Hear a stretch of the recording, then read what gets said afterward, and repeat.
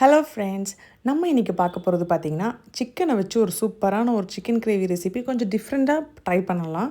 ரொம்பவே சூப்பராக இருந்துச்சு. நான் எங்கள் வீட்டில் எல்லாருக்குமே செஞ்சு கொடுத்தேன். இது ஃபஸ்ட் டைம் நான் ட்ரை பண்ணேன். ஒரு வீடியோ ஒரு ஷார்ட்ஸ் ஒன்று பார்த்துட்டு எப்படி இருக்குமோ தெரியலன்னு நினச்சேன். ஆனால் ஃபஸ்ட் டைம் நான் செஞ்சப்போவே எங்கள் ஃபேமிலியில் எல்லாருமே இது ரொம்பவே சூப்பராக இருக்குன்னு சொன்னாங்க.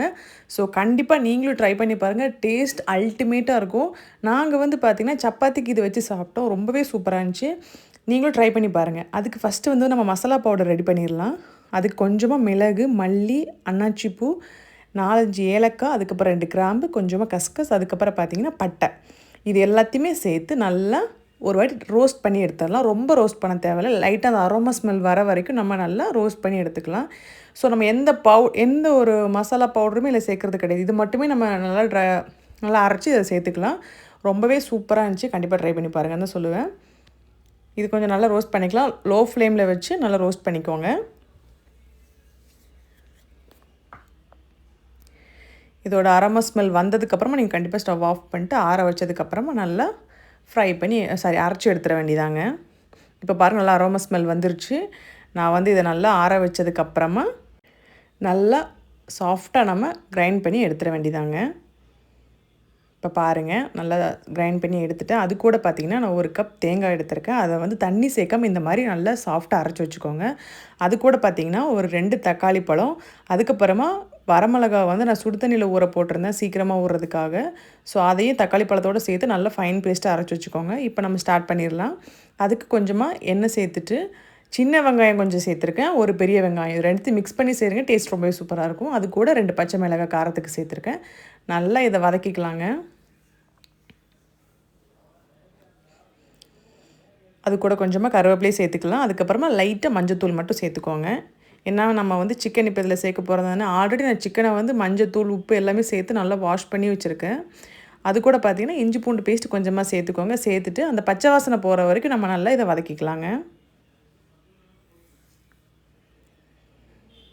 இப்போ வந்து பார்த்திங்கன்னா பச்சை வாசனை போயிடுச்சு. தக்காளி பழமும் அந்த வரமிளகாவும் நம்ம அரைச்சி வச்சுருக்கோம்ல, அந்த பேஸ்ட்டை நம்ம இதில் சேர்த்துக்கலாம்.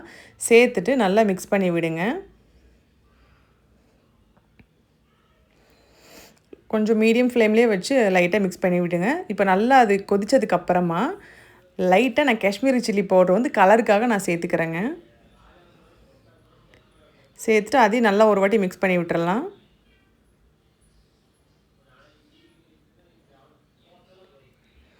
இப்போ வந்து பார்த்திங்கன்னா இது லைட்டாக வதக்கி விட்டுட்டு அதுக்கப்புறமா நம்ம ரெடி பண்ணி வச்சுருக்க அந்த மசாலா பவுடர், அதுக்கப்புறம் அந்த தேங்காய் இதெல்லாம் சேர்த்து நல்லா மிக்ஸ் பண்ணி விடுங்க. இப்போ வந்து பார்த்திங்கன்னா கொஞ்சம் ட்ரையான மாதிரி இருக்கும். ஸோ வந்து நான் வந்து அந்த தக்காளி பழம் அரைச்ச அந்த மிக்ஸி ஜாரில் கொஞ்சமாக தண்ணி சேர்த்து லைட்டாக அலசி அதில் நம்ம இதில் சேர்த்துக்கலாம். கொஞ்சமாக தண்ணி சேர்த்து இது கொஞ்சம் கொதிக்கட்டும். அந்த நம்ம மிக்ஸ் பண்ணி விட்டுட்டு கொஞ்சமாக உப்பு சேர்த்துக்கோங்க. உப்பு சேர்த்து நல்லா மிக்ஸ் பண்ணி விட்டுட்டு அது கொஞ்சம் கொதிக்கிற அளவுக்கு வரட்டும். அப்போ நம்ம வந்து கறியை வந்து இதில் சேர்த்துக்க வேண்டியதாங்க.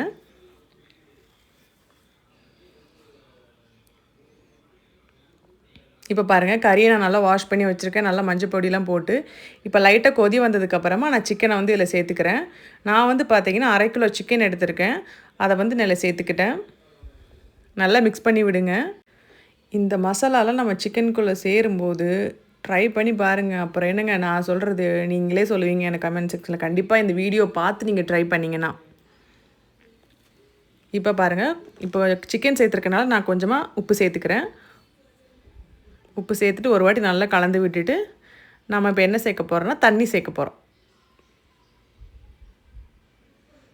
நீங்கள் தண்ணி வேணும்னா சேர்த்துக்கலாம். இல்லை எனக்கு வந்து இப்படியே போதும்னா, ஏன்னா சிக்கன்லேருந்து கொஞ்சம் தண்ணி விடுனால நீங்கள் அப்படியே நீங்கள் க்ளோஸ் பண்ணி வச்சு கூட நல்லா சாப்பிட்லாம். நான் வந்து எனக்கு எங்கள் வீட்டில் நிறைய பேர் இருக்கிறனால நான் கொஞ்சம் தண்ணி சேர்த்து நல்லா கலந்து விடுறேன். இப்போ பார்த்திங்கன்னா இது நல்லா கொதித்து வரட்டும். நம்ம மூடி போட்டு மூடி வச்சிடலாங்க. இப்போ பார்த்தீங்கன்னா நல்லா கொதித்து வந்துடுச்சு. ஃபைனலாக கொத்தமல்லி இலை தூவி இறக்குனிங்கன்னா சூப்பரான ஒரு சிக்கன் ரெசிபி ரெடி. இது பார்த்திங்கன்னா செய்கிறதுக்கு ரொம்பவே ஈஸி. நம்ம வந்து சிக்கனில் பார்த்திங்கன்னா அவ்வளோ டிஃப்ரெண்ட் ஸ்டைலில் நம்ம வந்து சிக்கன் ரெசிபி வந்து ட்ரை பண்ணலாம். டேஸ்ட்டை வந்து ஒவ்வொரு மாதிரி செய்யும்போது ரொம்பவே சூப்பராக இருக்கும். ஸோ ஒரு வாட்டி இந்த மெத்தடில் செஞ்சு பாருங்கள். டேஸ்ட் அல்டிமேட்டாக இருக்கும். ஸோ நான் வந்து சப்பாத்திக்கு சாப்பிட்டா ரொம்பவே சூப்பராக இருந்துச்சு. கண்டிப்பாக நீங்கள் வீட்டில் செஞ்சு பார்த்துட்டு எப்படி இருக்குன்னு எனக்கு சொல்லுங்கள். அண்ட் ஃபைனல் என்னோட சேனலை இப்போ தான் ஃபஸ்ட் டைம் பார்க்குறீங்கன்னா சப்ஸ்கிரைப் பண்ணிக்கோங்க. அண்ட் வீடியோ பிடிச்சதுன்னா லைக் பண்ணி ஷேர் பண்ணிக்கோங்க. அண்ட் ட்ரை பண்ணி பார்த்துட்டு எப்படி இருக்குன்னு மறக்காமல் எனக்கு கமெண்ட் செக்ஷனில் சொல்லுங்கள்.